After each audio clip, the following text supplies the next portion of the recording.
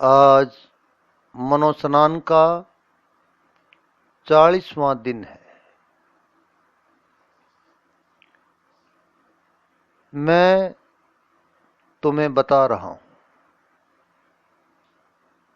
कि परमात्मा की प्राप्ति एकदम सहज है, एकदम आसान है। परमात्मा प्राप्ति की यात्रा प्रेम पूर्वक है। मैं उस परमपिता परमात्मा पर बोलता हूं।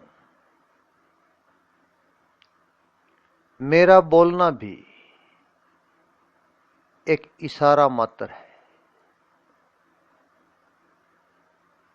सही तो उसी के लिए है जो उसे महसूस करेगा।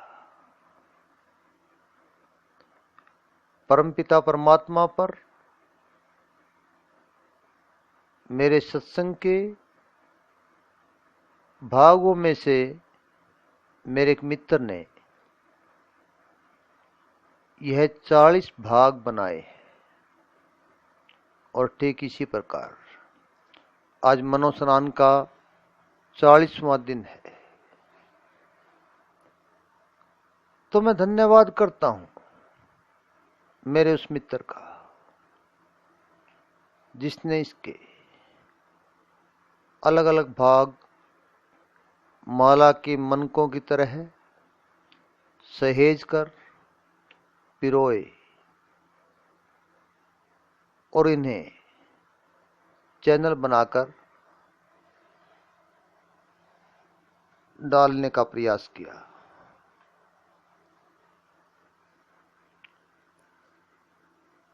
इन सत्संग के भागों से और इन सत्संग के भागों को अनेक लोगों ने सुना है और जिन लोगों ने नियमित रूप से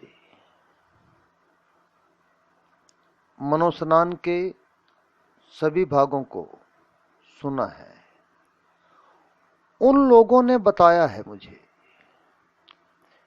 कि जब से वे सत्संग के इन भागों को सुनने लगे, सुनने मात्र से ही उनके कार्य सिद्ध होने लग गए। उनके जीवन में काफी बदलाव आ गया है। उनका जीवन बेहद सुंदर हो गया है। मुझे ऐसा अनेक मुझे सुनने वाले लोगों ने खुद आकर के बताया है। मैं सोचता हूं कि इसका अर्थ यह हुआ कि यदि हम उस परमपिता परमात्मा का सत्संग सुनते भी हैं, बोलते हैं या सुनते हैं, वैसे दोनों एक ही बात है।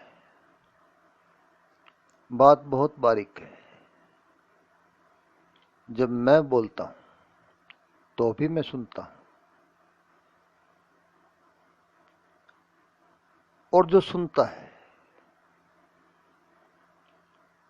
वो सिर्फ होठों से नहीं बोलता, लेकिन अंदर से बोलता भी है। तो फर्क नहीं है श्रोता में और वक्ता में।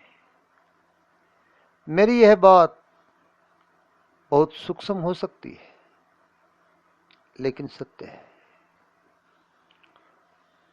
तो उन्होंने मुझे सुना है और उन्होंने ही मुझे आकर के बताया है कि उनके कार्य सिद्ध होने लग गए। उनके जीवन में काफी बदलाव आ गया। उनका जीवन काफी सुंदर हो गया। ऐसा मुझे अनेक लोगों ने बताया है। उन लोगों द्वारा दी गई जानकारी के आधार पर मैं मेरे नए मित्रों से, नए सुनने वाले साथियों से एक आग्रह करना चाहूंगा कि यदि आपका कोई कार्य हो, आप उसका एक तरह संकल्प लेकर के, संकल्प का अर्थ है कि आप उस परमपिता परमात्मा से वो अज्ञाति जो ज्ञात नहीं है, वो सृष्टा जो सृष्टि को रचने वाला है, वो रचयिता जिसने पूरे ब्रह्मांड को रचा है, वो परमपिता शक्ति में शक्ति जो सभी शक्तियों का मालिक है, वो प्रकाश में नूर जो स्वयं से स्वयं ही रचनाकार है, उसकी हम कोई फोटो नहीं बना सकते, सिर्फ भावना कर सकते हैं। तो संकल्प से मेरा अर्थ है कि आप भावना करके खुद से खुद ही कहें कि हे परमात्मा, हे परमपिता, मैं तेरे नाम का यह सत्संग प्रतिदिन सुनना शुरू कर रहा हूं और मेरा अमुक कार्य, जो भी आपका कार्य हो, सिद्ध कर दे। और आप लगातार 40 दिन तक हर रोज आराम से बैठकर इस सत्संग को सुनना शुरू करें। उसके बाद क्या प्रक्रिया होती है, कृपया आप बताएं। मुझे एक बात का भरोसा पक्का है कि जो कुछ भी प्रक्रिया होगी शुभ होगी, यह मैं दावे से कह सकता हूं। इसमें मुझे तनिक भी संदेह नहीं है,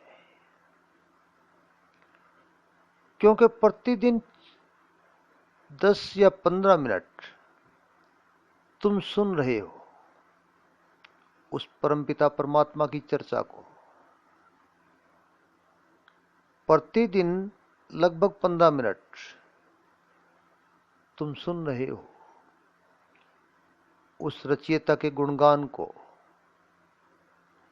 उस सब के मालिक शक्ति में ऊर्जा की वर्णन को तुम सुन रहे हो, जो शक्ति तुम्हारे भीतर भी है और मेरे भीतर भी वही है, और बाहर भी सारे जहां में वही एक और नूर समाया, वह एक ही शक्ति है। जब तुम लगातार उस शक्ति के वर्णन को सुनोगे तो फिर इसमें क्या संदेह है, निश्चित रूप से ही परिणाम शुभ होगा, इसमें कोई संदेह नहीं।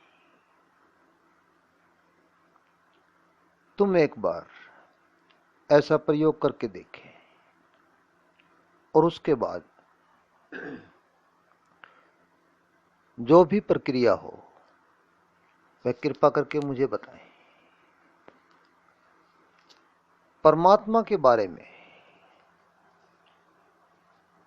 जितना भी बोला जाए वह कम है, क्योंकि उसका वर्णन पूरा पूरा किया ही नहीं जा सकता।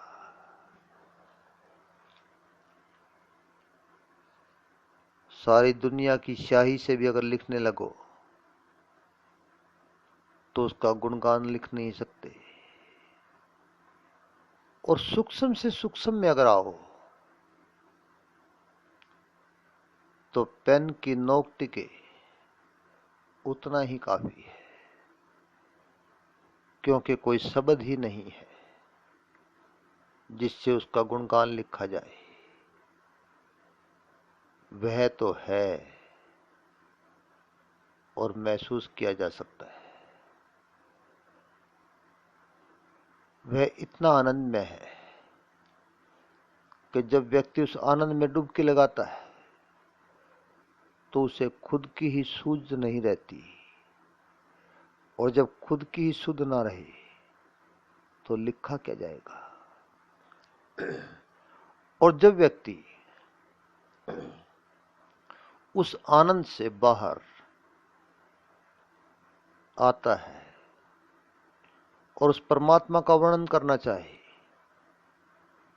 तो वो आनंद इतना सघन होता है, इतना व्यापक होता है, इतना आनंदमय होता है कि व्यक्ति शब्दों से वर्णन कर नहीं सकता। इसलिए दोनों तरह से ही उसका वर्णन शब्दों से नहीं हो सकता। वह सिर्फ एक महसूस करने की बात है। तुम अगर इतनी गहरी यात्रा ना कर सको तो कोई बात नहीं, जितनी भी यात्रा कर लो उतनी ही शुभ है। अगर तुम मुझे सुन भी लोगे तो निश्चित रूप से संस्कार तो शुभ हो ही जाएंगे, परिणाम भी शुभ होंगे और कार्य सिद्ध भी होगा। इसलिए तुम एक बार इस अनुभव को करके अवश्य देखो। मैं पुनः कह रहा हूं कि परिणाम जो भी होगा बेहद शुभ होगा। तुमने मुझे सुना, इसके लिए आप सबका धन्यवाद। सभी मित्रों का जीवन खुशहाली पूर्वक हो।